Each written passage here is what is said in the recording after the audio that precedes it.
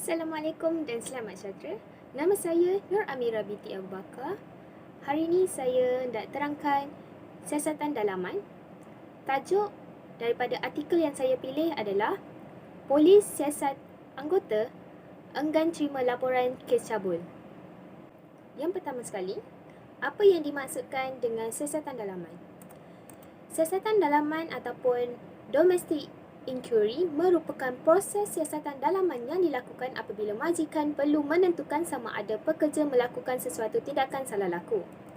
Mengikut Seksyen 14 Akta Kerja 1955, majikan mempunyai kewajipan undang-undang untuk melakukan siasatan sewajarnya bagi memastikan sama ada pekerja iaitu tertuduh bersalah sebelum mereka boleh memberhentikan atau menjatuhkan hukuman berat ke atas tertuduh. Yang seterusnya adalah kepentingan siasatan dalaman. Bukti yang boleh dipercayai bahawa telah mengambil langkah-langkah yang sepatutnya bagi memastikan bahawa pekerja diperlakukan dengan adil sekiranya dakwaan salah laku yang dikenakan adalah tanggungjawab. Terdapat skop taksiran yang luas di mana biasanya bergantung pada keadaan tersebut dan keseriusan salah laku pekerja. Kekurangan sumber undang-undang ini boleh mengelirukan majikan dan kaki tangan sumber manusia, namun ini tidak boleh menghalang mereka untuk melakukan siasatan dalaman yang tepat. Tata cara dan proses siasatan dalaman.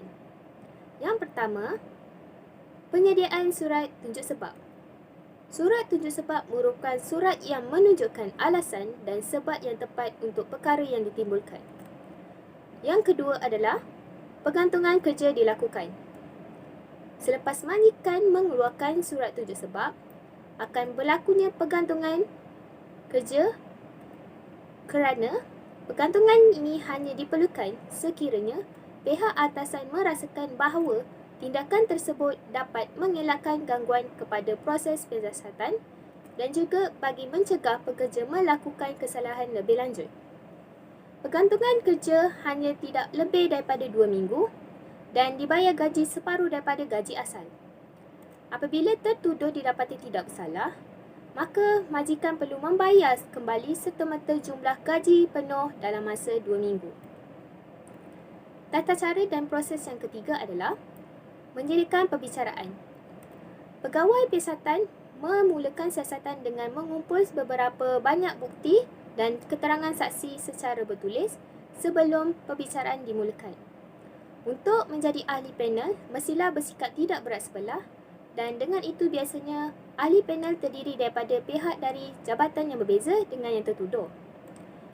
Yang terakhir sekali adalah menjalankan perbicaraan.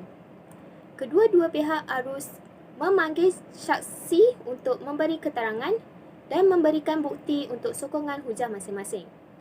Majikan juga boleh mempertimbangkan untuk merekod keseluruhan siasatan dalaman untuk menyimpan bukti sekiranya ada keperluan di masa depan. Seterusnya, setelah kedua-dua saksi telah memberikan keterangan dan kedua-dua pihak telah melakukan penggulungan masing-masing, maka siasatan telah sampai di penghujungnya. Akan tetapi, sebelum bersurai, tertuduh mestilah mengetahui keputusan siasatan daripada pengurusi dalam jangka masa yang terdekat. Fungsi pegawai pendakwa siasatan dalaman. Antara fungsi pegawai pendakwa siasatan dalaman adalah mengetahui peruntukan undang-undang yang berkaitan dengan fakta kes, dapat mengaitkan fakta kes dengan undang-undang yang berkaitan, menyediakan pertuduhan berdasarkan fakta dan undang-undang yang berkaitan, menulis minit, ulasan dan cadangan dalam kertas siasatan dengan jelas, terperinci dan tepat, sedia kes secara rapi, peka kepada autorit undang-undang yang ulung dan terkini.